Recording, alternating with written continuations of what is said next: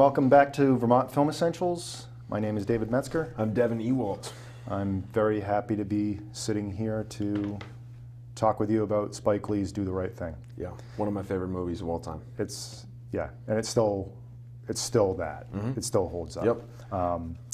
Before we get into it, I Yeah. just want to, when do you remember the first time that you watched this? Oh man, it was when I was a kid. I feel like it was maybe with my family because I remember being at my friend Justin Norman's house eating dinner when I was probably like 9, and it was on TV, and I remember that being like it was on again, or like I just remember rewatching it that Yep. time, and it really.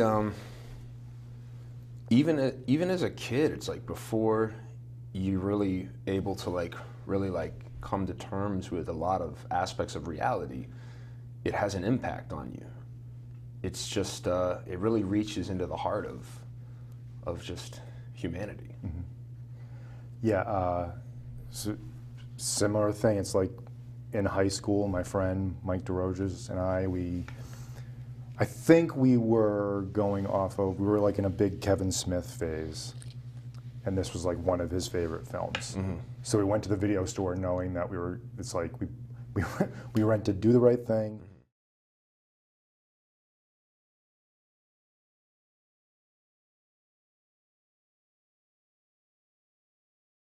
Double feature. That's pretty awesome. Yeah. So we watched The Road Warrior and we're like, oh, awesome Right. action movie, we get it. Mm-hmm. And then we put in Do the Right Thing, and as I reflect back on it, it feels like it was like one of those moments where, one, I'm watching a movie that is so clearly directed by a filmmaker who has a distinct voice and point of view. Mm-hmm. So at the same time that I'm like, oh my God, he went out in his neighborhood. He rounded up all these characters. He wrote it in 2 weeks. Mm-hmm. Like it inspired me, and it's like, yeah, we can, you can do this. Yeah. But then at the same time, it's like, I have nothing to say because this film is just. Well, I read that he first got the idea to do it from an Alfred Hitchcock Presents episode, where. I actually just want to see what the name of it is because it's worth mentioning. It's called Shopping for Death, and the main characters are discussing the theory that hot weather increases violent tendencies. Yep. So it's so cool that just being a cinephile and being just a lover of just consuming media, right? That he's just like happens upon this. He's just watching that show because it's such a cool show, right? And it's like, oh wait.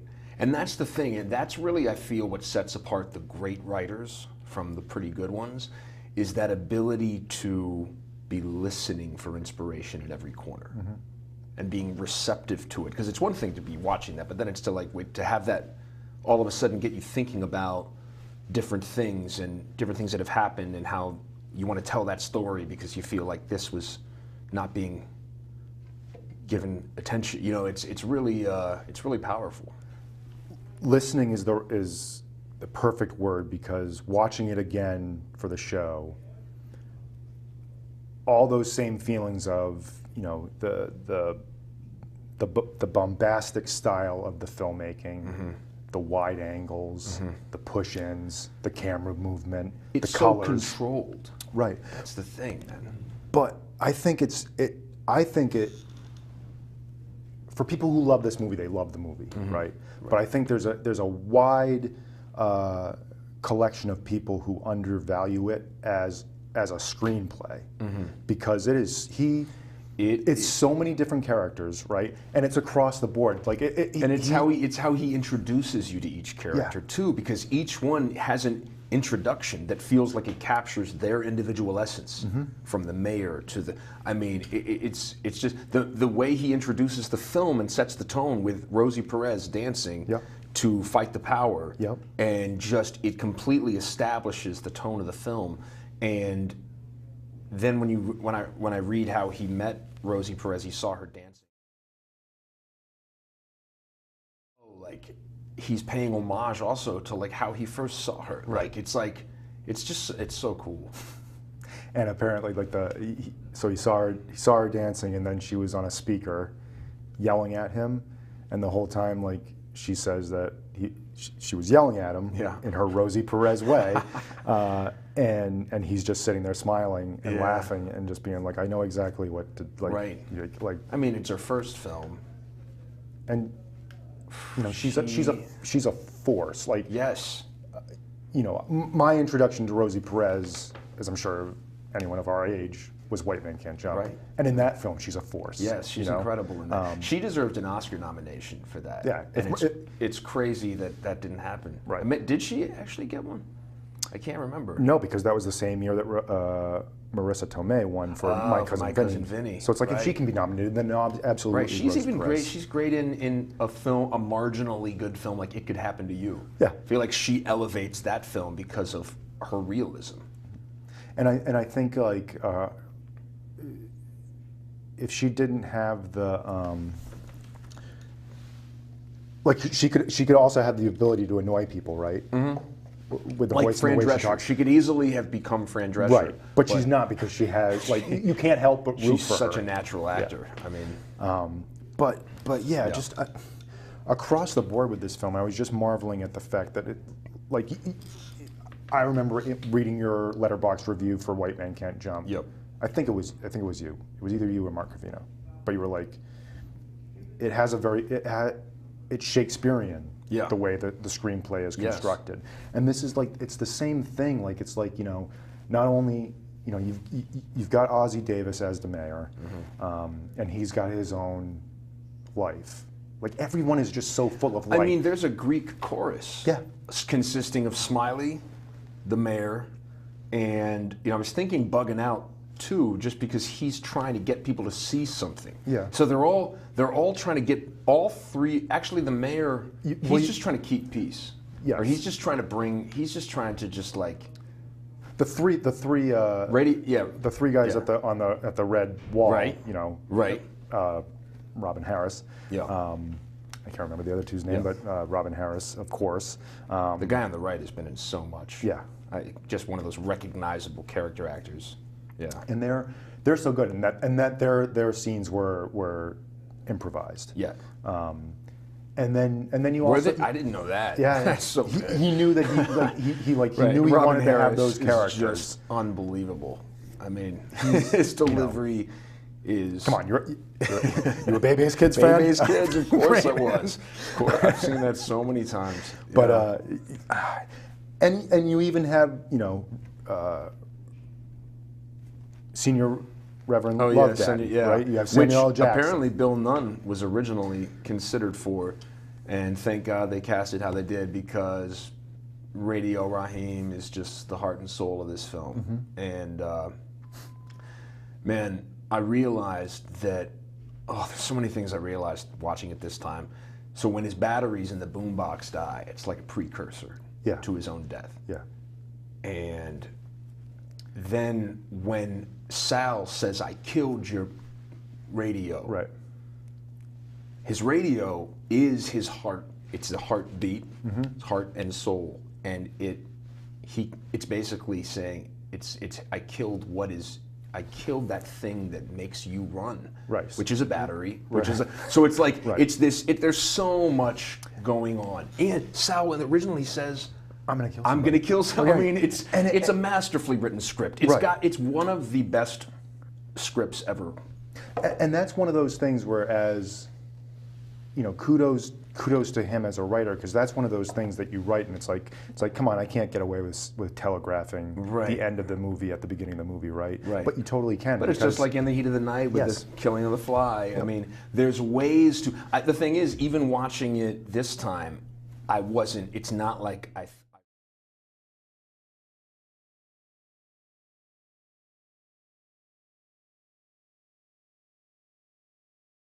Great line, regardless of implication, plot implication, right? It's just like for someone for that to be an introduction to him is telling. Yes. For all his defending of the mayor and telling his son, like, leave him alone, he's a good man.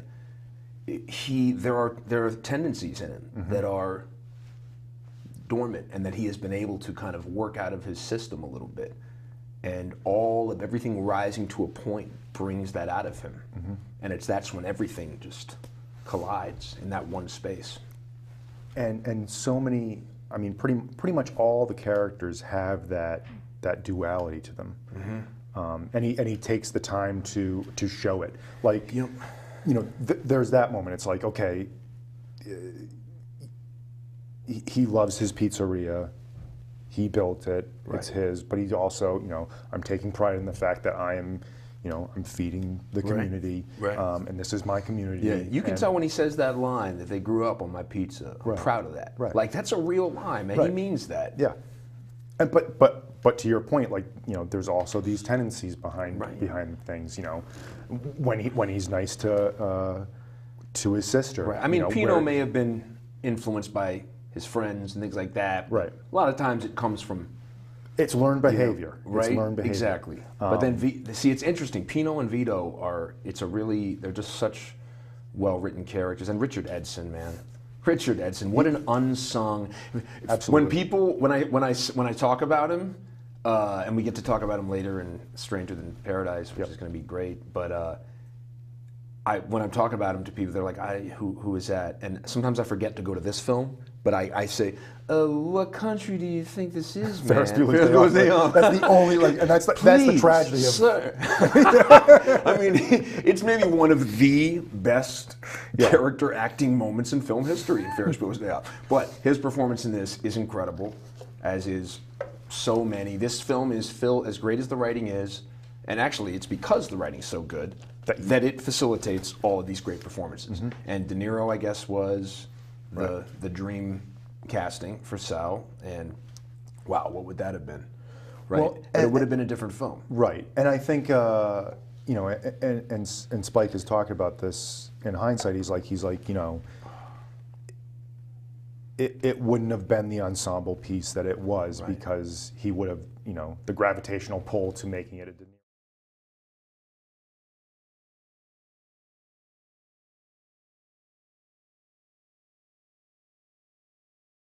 In this film is great in everything that they do, but in this film, because the writing is so great, that they're able to rise to the occasion and be, Daniela Aiello is always great, right? But in this specific film, it's like, no, this is your moment, and in a movie full of actors who are given their moment. And one moment that really, I've always noticed it, and I've always been, for some reason, kind of confused by it until I got a little older and kind of learned more things. But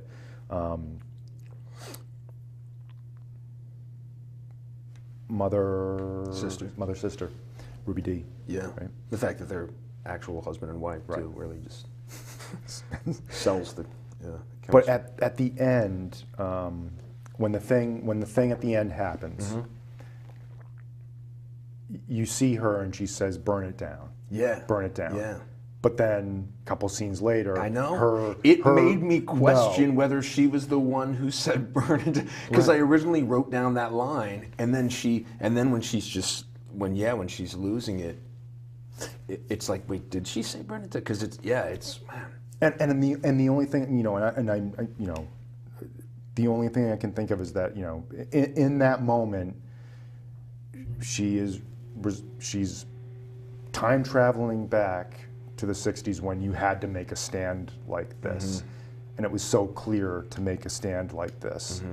But then that wisdom that comes with old age of saying like no, this isn't going to help, this isn't going to solve anything, this is just anger begetting anger. And that's, to me, that's what the, that final image of Martin Luther King and Malcolm X is he as a filmmaker saying, I don't know. Yes. I'm confused. And I do really appreciate his words was his reaction to basically people questioning the choice he makes. To first of all, I think it's like a perfect. It's a near perfect film, and I think literally the only thing I personally take away from it is he doesn't need to yell hate when he throws the garbage can through. Right. It was kind of heavy-handed. It's like this is the hand that like it kind of devalues Radio Raheem's whole monologue to say that then because it's clear. Yeah. Right. So it's like the implication is there, but it would actually make you question whether it was love.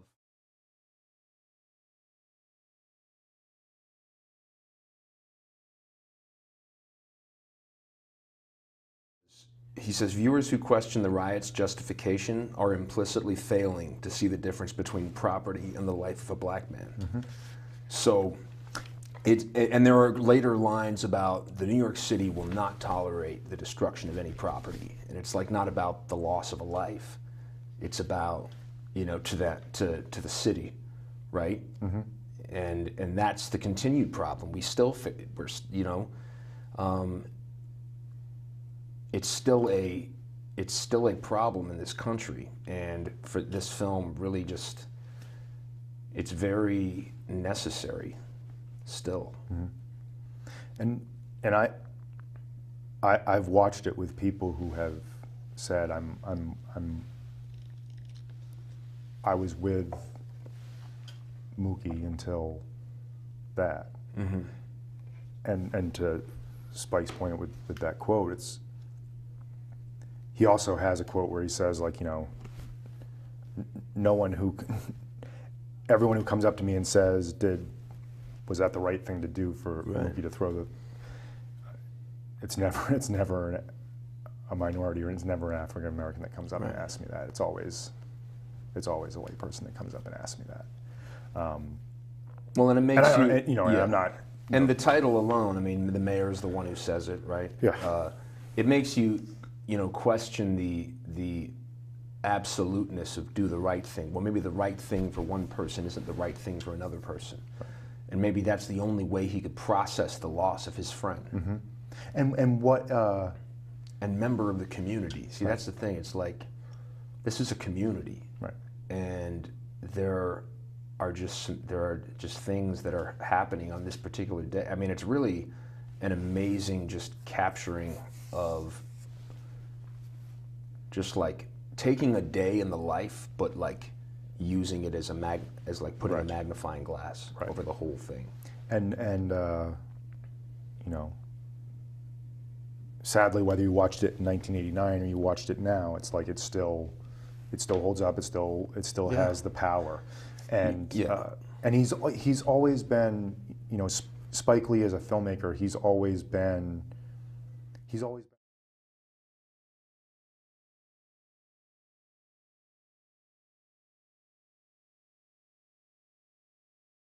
now. And when he makes a film like this, I mean, it's one of, if not his masterpiece, right? But there's films that come across that don't, they're like, it was just there, but right. He's missed the mark, multiple times, but just going over all his films, he has so many classics. There's Do the Right Thing, Malcolm X, Clockers, 25th Hour, absolutely, and then I mean, I love She's Gotta Have It, School Days, Crooklyn, but I'm a fan of his work, man.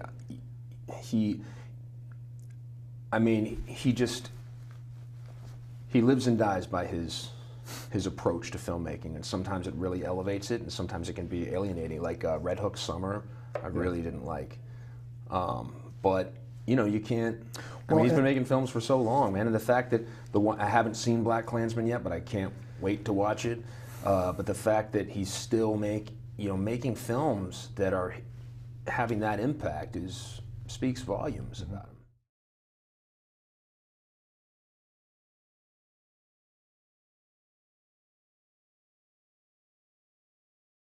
With this film, it has the same gut punch that this film has. And I don't understand, like in the community of people who I respect and look for like their opinions and everything as they come across, it's like yeah, it's good, but it's not great. And I just don't understand. That's insane. I just don't understand it. To me, if you can't understand the level of filmmaking that's going on here, because that's the thing, you can look at it two ways. You can lose yourself in it, in the illusion that this is just happening, right? And you can just like get caught up in the story and the characters and all the things that are going on. But when you can watch it from also a technical perspective and really just identify, wow, look what they're doing with the camera there. The framing, everything. The production design apparently used a lot of oranges and reds in the background to make it feel like it was a heat wave. I mean, all these different things. Built, his father's score beautifully. Just, and talk about like not doing too much with the music, but perfectly emphasizing. I love moments. it. It's like the like going back and forth between the jazz and the blues of his father.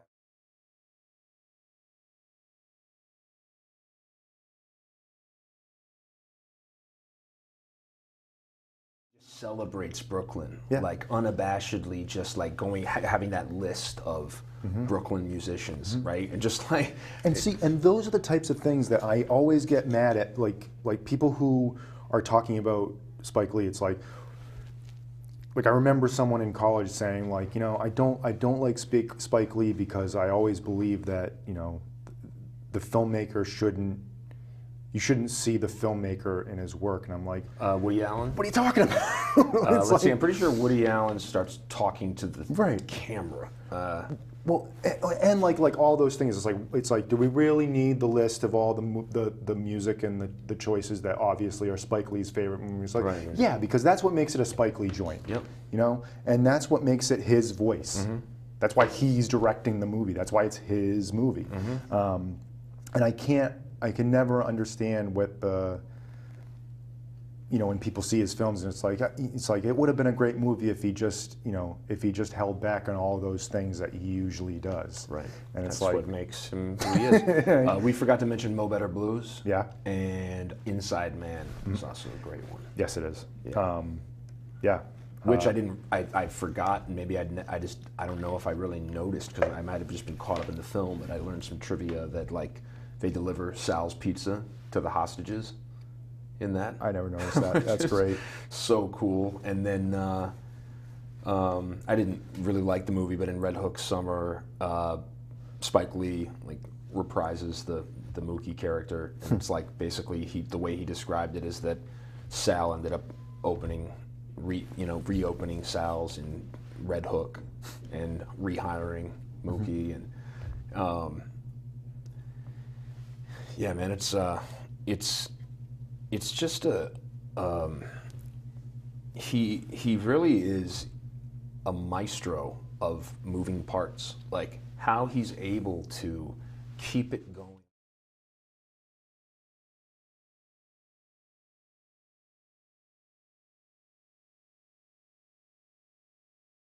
Just that neighborhood, like you just feel like you're there on a day in this blistering hot summer.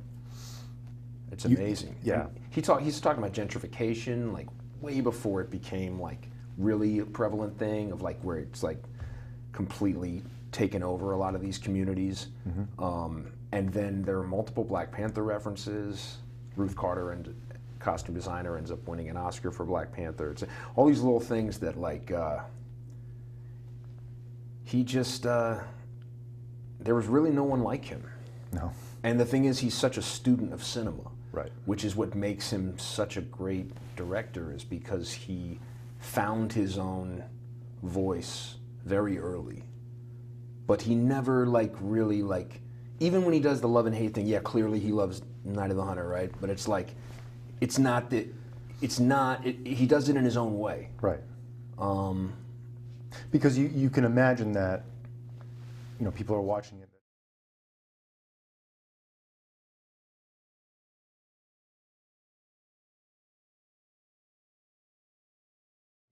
it was born. It doesn't and do the feel right like thing. he wants you to think that he created that. Right. Right? Like he's such a film lover that like he's like, you know what?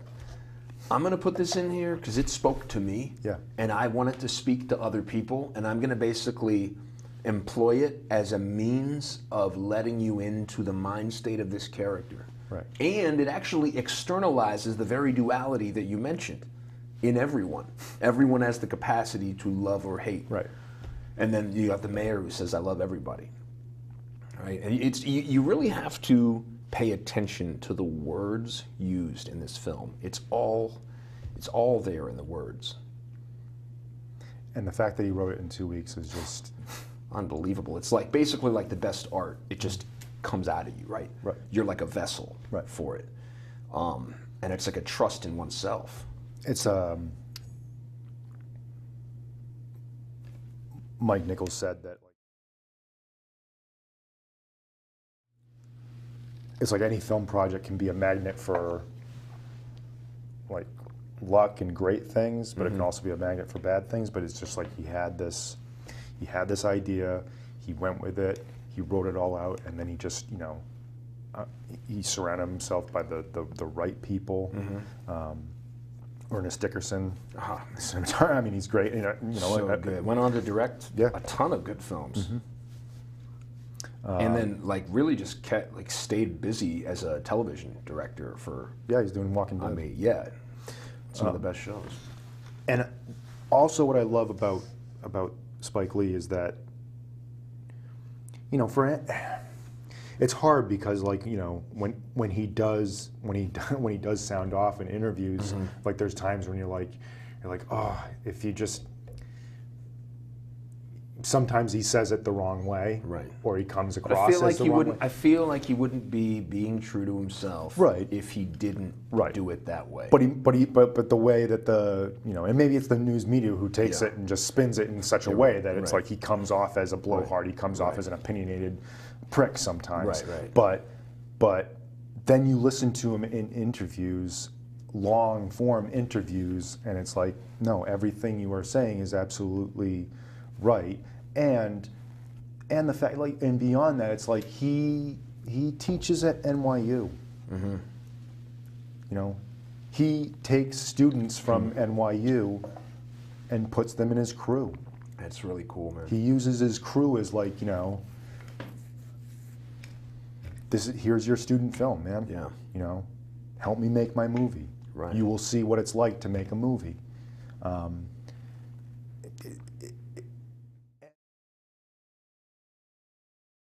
He had to beat his own drum. We talked about it with John Cassavetes. Like he had Malcolm X. I actually was just thinking about Cassavetes just now because it's just that having that vision and being able to communicate your vision to your entire cast. Yes.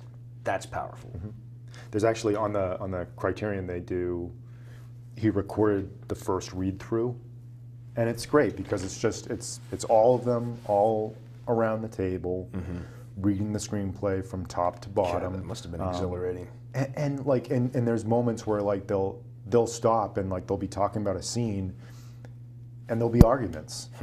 There'll be arguments about what's the implication of this scene? How is this scene going to come across? And it's funny because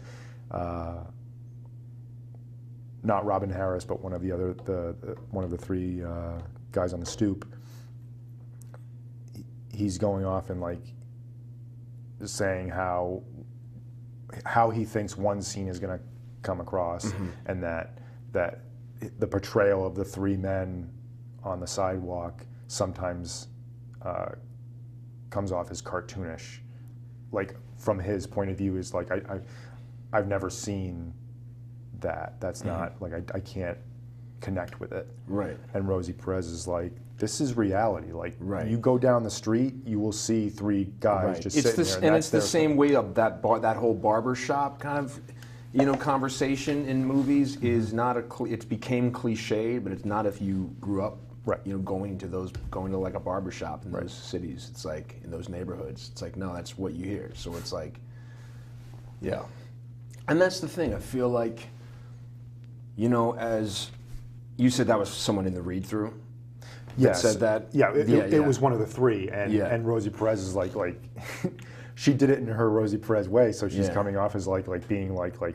you don't know what you're talking about. Yeah. This is real. This is,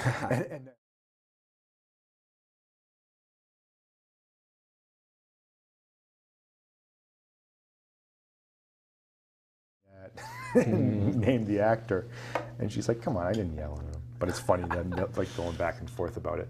Yeah. But yeah, like you feel like he was the captain of this ship, and everyone just recognized what they were a part of, just like they do when we were talking about with John Cassavetes. It's like, we have the privilege to be in a John Cassavetes movie. right. We have the privilege to be in Spike Lee's third movie. Nothing felt forced. It never played for a reaction or felt. It really got the most out of every moment, and there just was no. It was so well edited, and the script itself was so well edited by him that it really just cut out all the fat and had just this really perfect storm. And nailing that tone between the humor and the pathos, like it's very masterful. That's the thing, you talk about Shakespeare. It is Shakespearean in that regard. When what is his name? Vincent. He's in all of Martin Scorsese's movies, but he drives by. Oh yeah. And is it? It's not John Savage, is it? No. No. It's, Vincent Pastorelli? No. I know who you're talking about. The guy who's driving the car? Yeah. Yeah. He's the guy that get your shine box. It's that guy, right? Yeah. But I mean, it's so funny, while at the same time he's saying awful things, right? And it's that dance that constantly is happening throughout the whole film, and you would think, how many films that we know of that dance with this tone and then go for this big swing at the end, and it fails.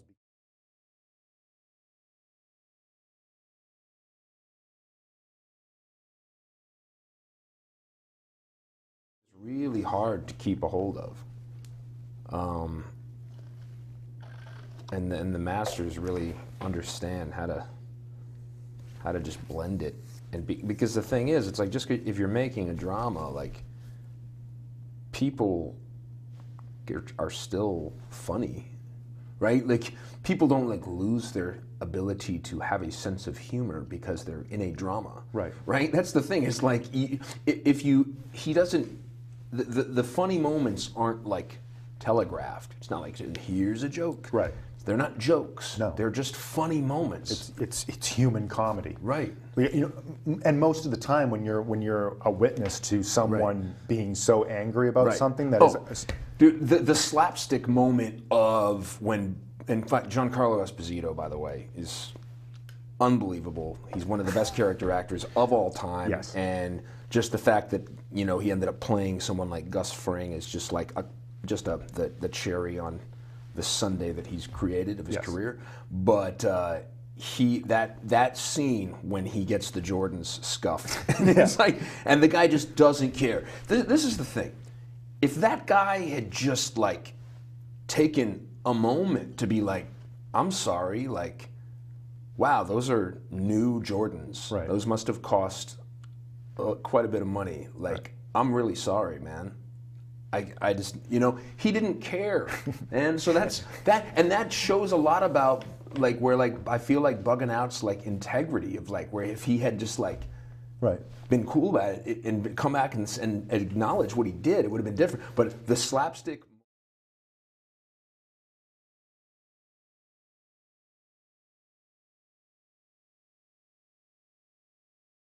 The line I wrote down was 108 with tax. It was like 108 with tax. That is such a great line. You can see Spike Lee writing the scene. I mean, it's like... And Martin Lawrence in his film debut. Yeah. Oh, man, he's good. But and then he had to do it. He had to do it. He's wearing a Larry Bird shirt. Yep. Yep. And the that he comes back with, I'm from Brooklyn. Right. And, I was born in Brooklyn. Yeah. Yeah. Oh, man. Well, you know, and then it's like the Korean...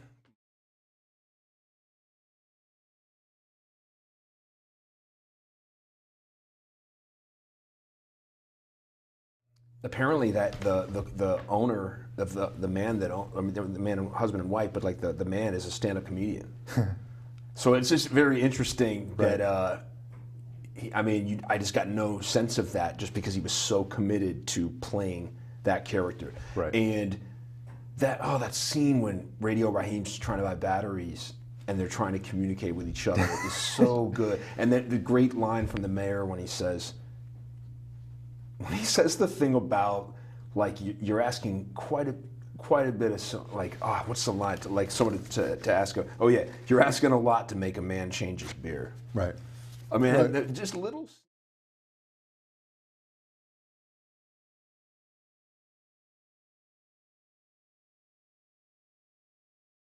When you take the time to have like a periscope into a character and really see what they're about, he uses his words to show you really who these people are, who every character is. Yeah.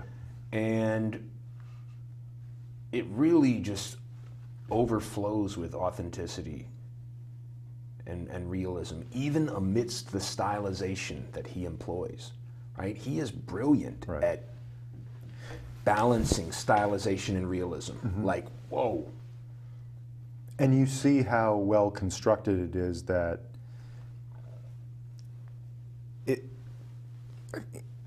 when we talked about this with Who's Afraid of Virginia Woolf, same thing, just a perfectly constructed play where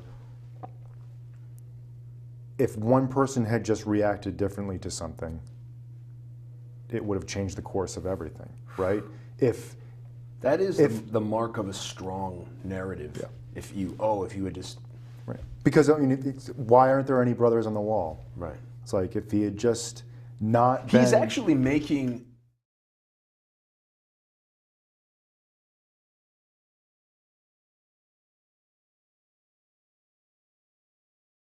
You're like, oh, well, it is your place. Right. Well, you know what? It's like...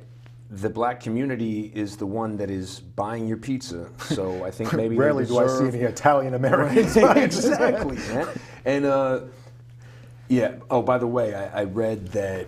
So, everything was shot on location except for Sal's and the Korean market were built on lots, but Sal's was a fully functioning pizzeria. Actors were cooking pizzas in ovens. I always want that pizza. During the scene. I mean, dude, I'm sorry, that is just a next level, realism. That is what really attaches him to, the Cassavetes, kind of way, is man, that's just, you want them to feel like this is their livelihood. There's no Hollywood, glossing over of things. It's no, we're making pizza.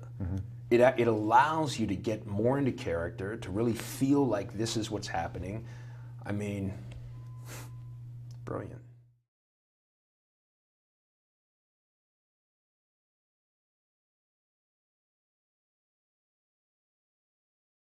He was a pizzeria owner.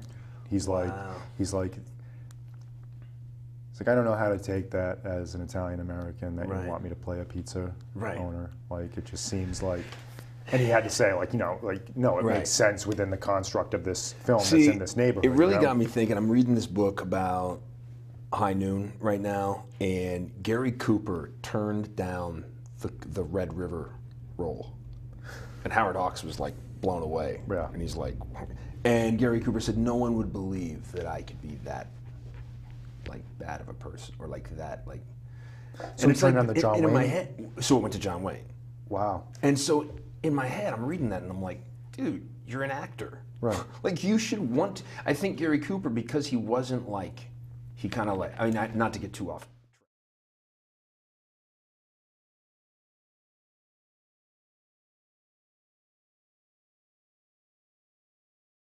characters. Right. That should, like, I mean, look at, yeah, it's. Didn't you tell me Yeah. that Monty Clift hates his performance in The Heirs? Or Oh, didn't yeah. think he was... Yeah, he didn't think he was very good in it. It's like, what? Okay. It's Well, pretty you know, I'm much reading what it- about Kubrick too, and his wife said about him, yeah, he hoped he was good. He didn't really know if he was good or not. It's like, so. What? Just go down the street and ask people, man. Like, But anyway, back to Right, do the right. right thing. But that is interesting that he almost turned it down. Well, because then you got a good performance out of his son too, yep. as you know, Gary, Officer Gary. That whole... Even that character had, you know, as despicable as his actions were, I mean, you when you met him early on, it's like you didn't, you know, Right. he seemed like an all right guy. Like maybe he wasn't, you know, they were just trying, you know, they were in that suit.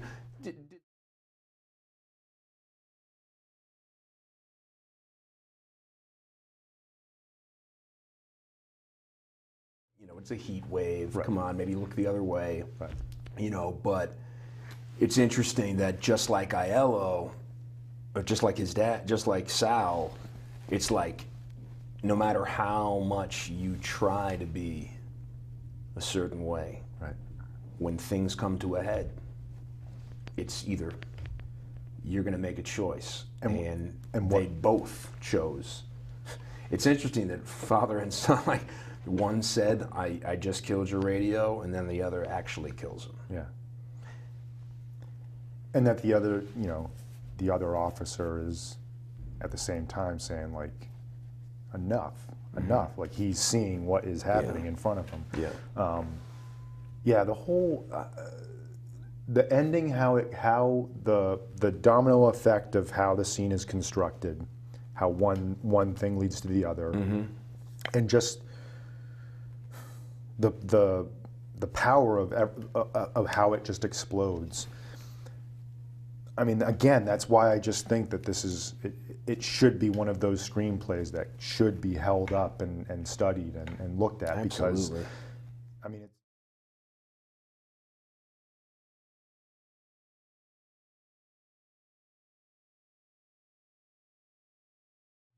that he leads you through this, you know, are we watching a comedy? Are we watching, you know, a serious drama?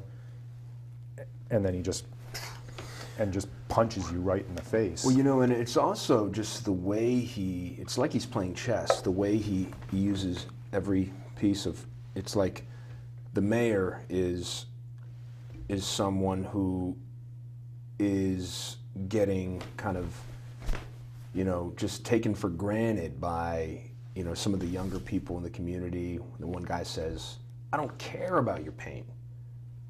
He says, you put yourself in this situation, so no compassion, right? And then he is the one who literally saves the kid and risks his life doing so. Right. And then what happens? Mookie walks back across, and Mookie walks over the chalk drawing of, like, basically like the American dream again. So he walked over. It's, man, the symbolism, and this is the thing. Remember we talked about symbolism in Night of the Hunter? Yeah. It's rife with symbolism, right? Night of the Hunter might have been like his back pocket film, right? He obviously, I mean, loved, like, that really struck a chord with him, right? At some point in his life.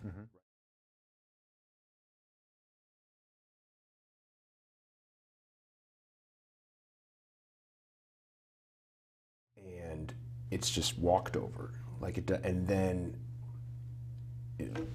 I don't know. It's just something about, like, you know, not wanting this to happen to the future generation. That seems to be implicit in the narrative of trying to protect the youth from this thing that is just still a problem with this country, Right. of intolerance and of just a lack of compassion and all a the things that are whitewashing of just everything. And it's like, yeah, all the things that are underneath the surface, and just the right amount of anger brings it out. You know, and what, you know, it really does let you see what kind of person you become when you let that take over.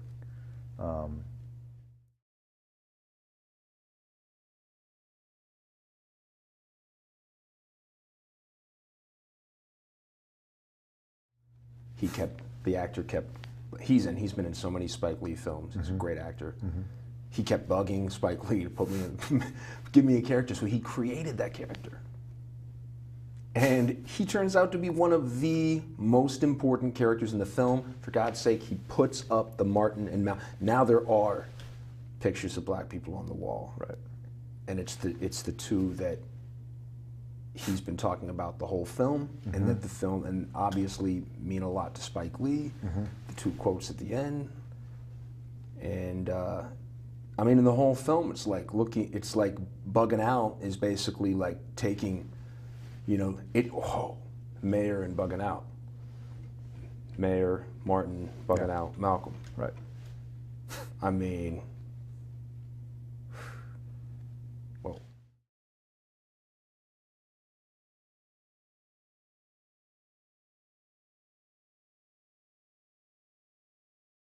This his third feature film, and it has the same impact. Not to compare him with Woody Allen, but the same way that Annie Hall was like this statement of like, you know, I'm not just making comedies. I can make a serious picture as well. I can make something that is more than just silly jokes.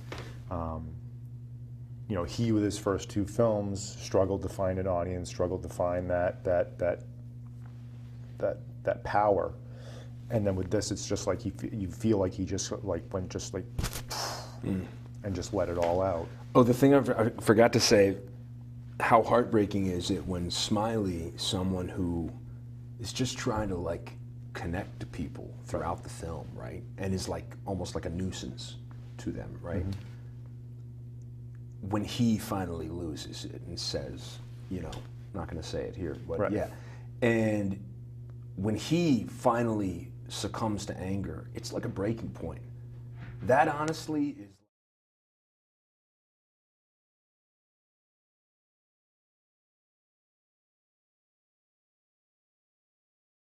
And he broke. And you really feel it. I really felt it, like viscerally, like it was a fracture. Like he was the sunshine of that film. Right. Yeah, the two moments that hit me the most this time watching it was, one was Ruby Dee screaming no, and then when the Korean shop owner is, you know, doesn't want this to happen to his shop, says, right? I'm not white. We're the, you know, we're the same, and just that you see that he could have that breaking point and do the same thing, but his friends just tell him like, no. Right. I mean, there's so much detail and so much depth to this film that you can see in every scene. Even scenes that you think are going to be like throwaway scenes, like him and Rosie Perez with the ice cube. You know, it's so sexy. Yeah. But then, like, you know, and it's not in a. It's not in a cheap, sensationalistic way. Yeah, it's not. You really exploited. feel the intimacy. Yeah. Of their. Especially the shot of just their lips. Yes, I love that. Talk about composition, man. He truly understands framing composition. You just reminded me of one of my favorite parts of the film, which is where you really feel the heat, and then a reprieve from the heat is when Rosie Perez, it's shot from below, and she dunks her head in the water. You feel the coldness of the water. Yeah. I mean, you truly do. Yeah. And then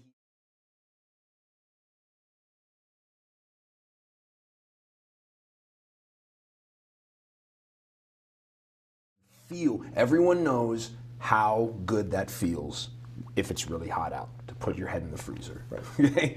It's brilliant. I mean, God, there's so many moments in this film that are memorable, and each one is necessary. He's totally different than Cassavetes, but it's like that same thing of like there are no unnecessary parts, and it's more noticeable in this. Like you have to really be patient with Killing of a Chinese Bookie to appreciate it. There's a lot of people who are like, nothing's happening in this scene. Why are we watching this musical number? Who cares, right? But if you're like in love with the film, you don't care. You're like, because it's a musical number at his club, right? So it's like, whereas with Do the Right Thing, it's like just a masterfully interwoven work, right? He's creating like a mosaic, whereas like Cassavetes is sort of just like creating a looser. It's like a right. Well, and it's kind of like, you know, it is. It's opposite things. Like it's like in his, the way Spike Lee is making choices with the lens and the camera angles and the push-ins and all and the camera movement. Right.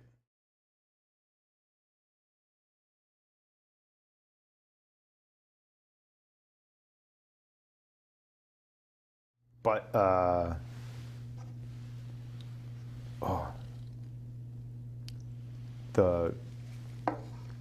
those camera angles, those Dutch tilts, and the and the fast pushes. I mean, there's a part where I think it's when Radio Raheem is entering Sal's, and it makes it look like the outside is moving closer to you. Yep.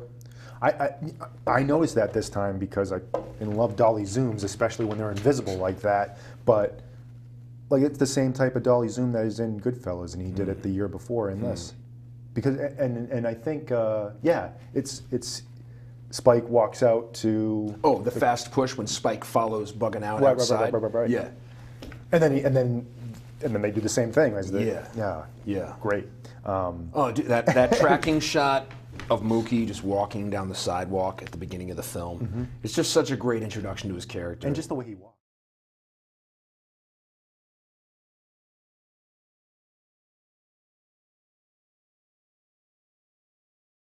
Kind of maybe subdued way of like talking and all that, but it's like you really believe in his performance. Yeah. It's really I mean, I was just going to say it's an integral part of the film. It is. He's the center. Yes. Like he's who we're following. Right. He's like, you know, it's like in the Dickens world, it's like he's the one that everyone is revolving around. It's like I feel like it's almost like Gatsby, where like he's the narrator. Yeah. And you're looking at, you know, I feel like he's the reliable narrator basically.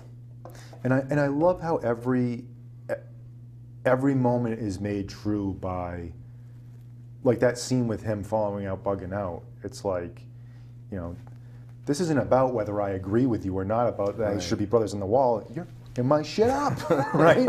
It's like this is my work. This is my job, dude. Right. And what a great introduction to Mookie's character when there's like a handheld like push. It's the first time that I think you feel like a handheld kind of movement to the shots is when it's pushing into his bedroom as he's counting money. Right. And you feel that like he's just trying to get enough money. He doesn't want to be working at Sal's anymore. But it's like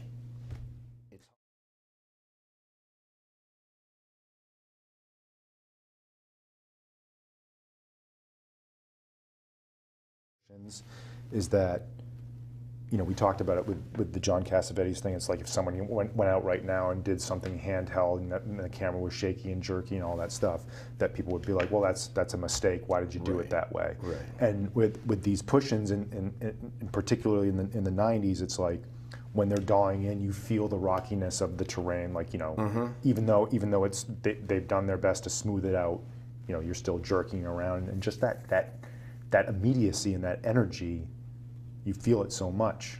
And I feel like right now they would do that and be like, okay, well, we can throw the stabilizer.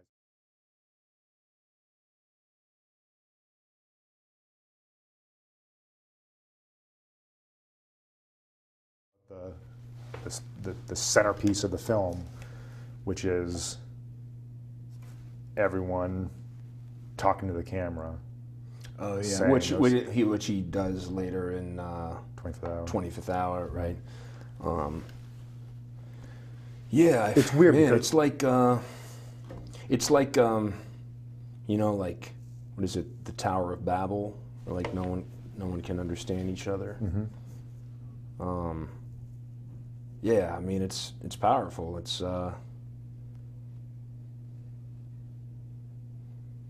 I just remember seeing it and just being like, holy Yeah. crap. And like it's like, and I thought that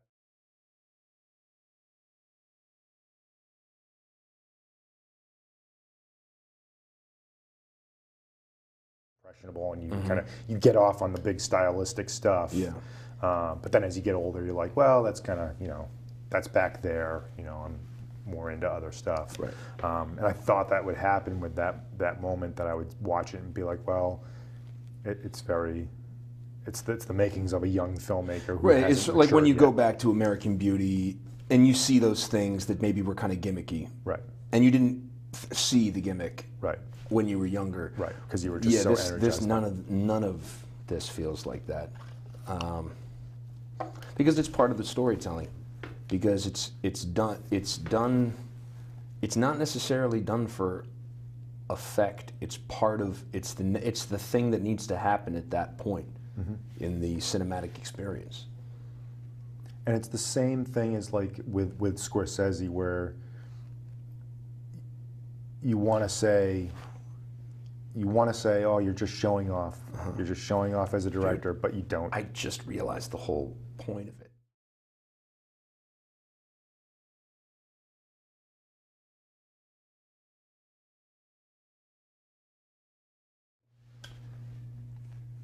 It's about listening. You can't listen to someone if you are spewing vitriolic things at them, and if that's it's changing. It's determining the way you even see them. That's the thing. It's like everyone there is in that community, and it's just they're finding it hard to just coexist, because people are letting themselves just stray from what it means to be human, to just be there for each other. And that's why, that final scene between Danny Aiello and Spike Lee, and that's the thing. That's the thing. Like it ends on a human note, right? Like apparently, in the original script, there was more of a reconciliation. Right. So I'd be interested in hearing just like Lee's, reasoning behind changing that. Well, apparently, like the big line, like it pretty much goes.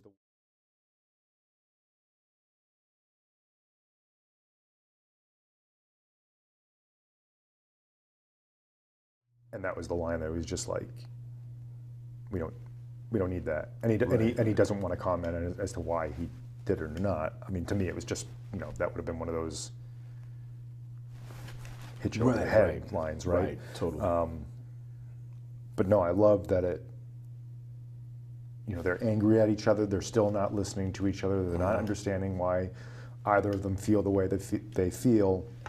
But then it just ends on, it's hot today. Yeah. Yeah. Did you notice that your introduction to the mayor is that he says it's hot? He wakes up. He's uncomfortably hot in his bed. Sal, your introduction to him, he says it's hot. It's the same. It's very interesting, just the way this thing is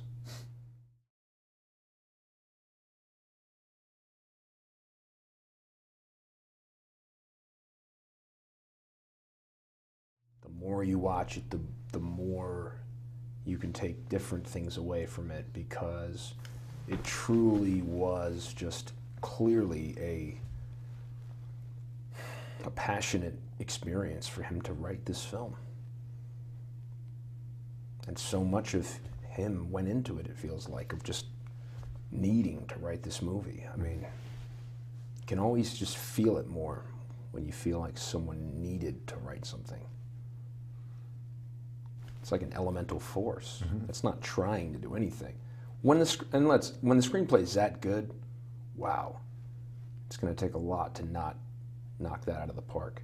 But he found ways to elevate it even more than maybe a more limited director might have done a good job, but doesn't necessarily, not like a film nerd like he is, like Scorsese.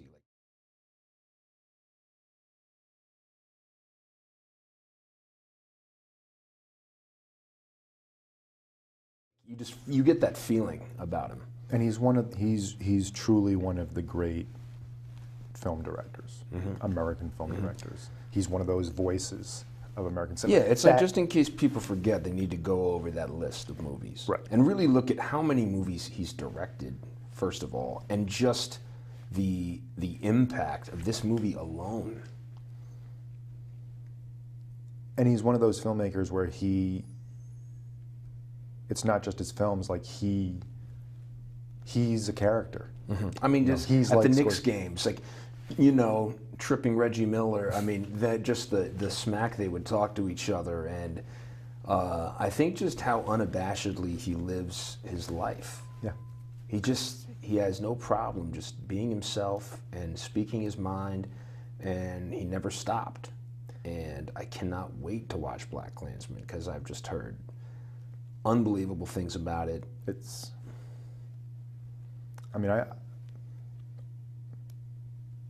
I think it was, I was waiting to see kind of everything, but like for me, it was like one of my favorite films of the year. And I hate that I didn't see it in the theater. I hate it. Because I wanted to have that, that moment at the end of 25th Hour. It's like one of the great moments in a movie theater during my college years. One of my favorite moments in a movie ever, and God rest in peace, Philip Seymour Hoffman. Oh my God, when he goes, bullet train, like his reaction to Barry.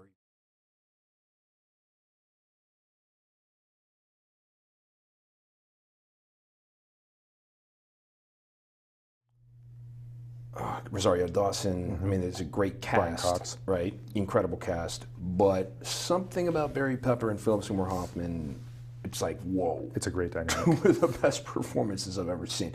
And Pepper's just a lot of like bluster and a lot of like right? Like it's really like it's all manufactured. And he has that line about he has two options. And then he was like, or take a ride on the bullet train, whatever. And Hoffman's reaction is like, some bullet train? It's something so real about it that really resonated with me. He didn't want to hear about his friend doing that, and it was like taking his own life.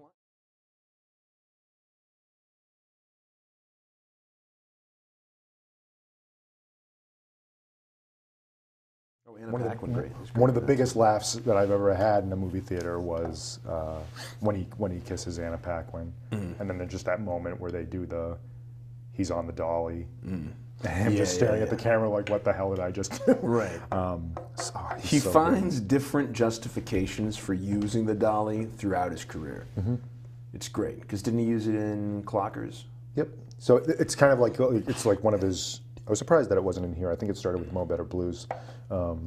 But yeah, I think he calls it he has a name for it. But yeah, it's... Oh, Bamboozled. Great movie. So good. Damon Wayans. Man, that's a great movie. Yeah. It's one of those things like after BlacKkKlansman, it's like I really want to go back and like, it's not only like the movies that I know that I love, but like seeing those movies that maybe I didn't think were so good, but watching it again, like I enjoy Girls.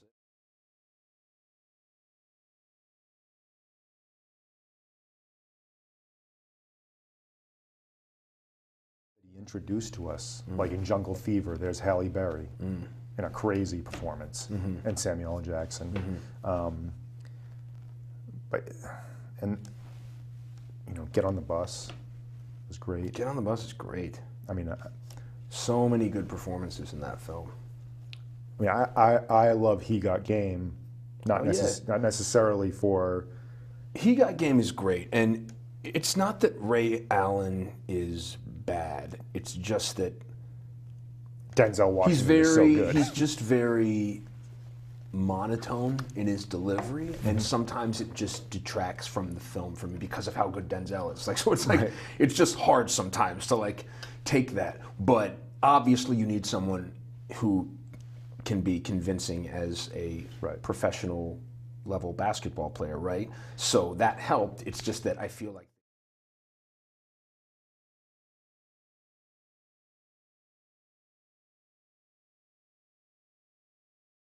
a little bit. There's a great story if I may digress on He Got Game, but so at the end of the film when they have the game, in the script, Denzel's supposed to lose 12-0, like flat. Yeah. And on the day, Denzel goes up to Spike and he's like, he ain't doing it. I can hear him saying it. Just like, he ain't doing it. and it's in the movie. Like he uses the take where he scores his first shot, and you can see Ray Allen like look back at like the Spike and being like, "Wait, what's going on?" Like, you know, and he gets like really mad because he's not as well a trained actor. He doesn't know how to. Right. It's like we were talking about with Ben Gazzara and the girl and the champagne. It's like, you know. And he just takes him for a ride, and I think it ended up being like 12-5 or 12-6 or something like that. But he's like, that's awesome. He's like, I needed to prove that I'm not losing.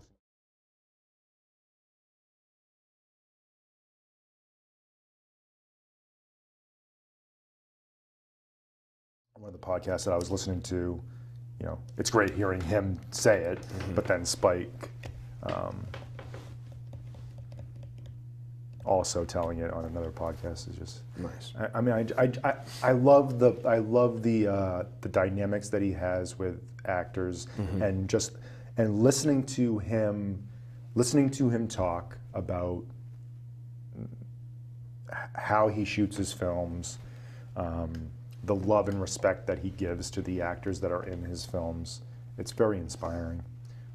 And another thing that I love about Spike Lee is that he is a huge Billy Wilder fan, and he loves Ace in the Hole. And the shot of Radio Raheem falling down dead in the close-up is an homage to Ace in the Hole. Wow. Yeah. And he does the same thing too in Malcolm X. But yeah, he's like he's one of those directors that is like, you know, it all lives and dies by the how strong the screenplay is. And you look at his films, even the films that he didn't write, like something like Inside Man. You know, he had a hand in it. Right. You know, just the way Denzel is in that movie, like that puts it. You know, it's not just a bank robbery thriller. I mean, the performances in Clockers, really good, man. Delroy Lindo, like, whoa.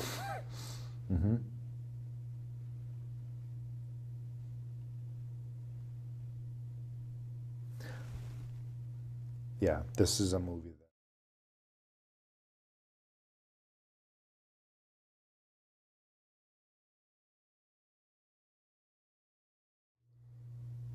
Mariah? Yeah, me too. Because again, like that, and I know Black Klansman would have been the same way, but you know, I just remember being in the theater and watching 25th Hour, and at the end of that movie, it's like where the hell did this come from? Like this movie just stepped off and like went somewhere else that, and in a great way. It's one of my favorite endings of all time. Brian Cox's voiceover narrative during that whole sequence gives me chills. It's spiritual. It's like it was a spiritual feeling of just I'm being elevated by cinema, and he knows how to. Well, it's when you care so much about a character that you, as a filmmaker, about preserving their integrity, that it's like in Taxi Driver when De Niro get rejected. It's the same thing of wanting to leave that ambiguity, even if it's fleeting. Right. So he sort of takes it away, you know, but it's like just allowing there to be, and you know, Taxi Driver could be the same thing. That ending, is that what happened, or is that Scorsese doing a similar thing, saying, "Oh, I'm going to do this little fantasy ending," and you know, it's like Occurrence at it all stems from Occurrence at Owl Creek Bridge. Have you seen that? Yep. Yeah. So it's like it's that whole idea of, you know.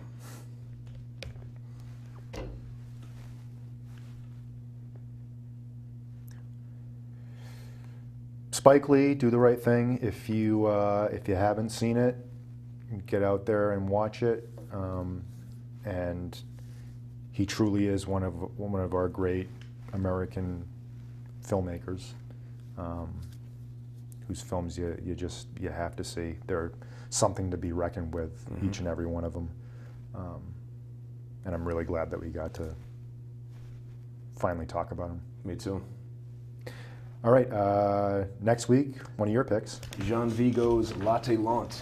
I've mentioned it on the show before, I felt like influencing a scene in Night of the Hunter, so it's a beautifully shot film and enchanting film. So, and it'll be my first time seeing it, so thank you. Yeah, of course. All right, we will be back next week with that, and for now, I'm David Metzger. I'm Devon Ewald.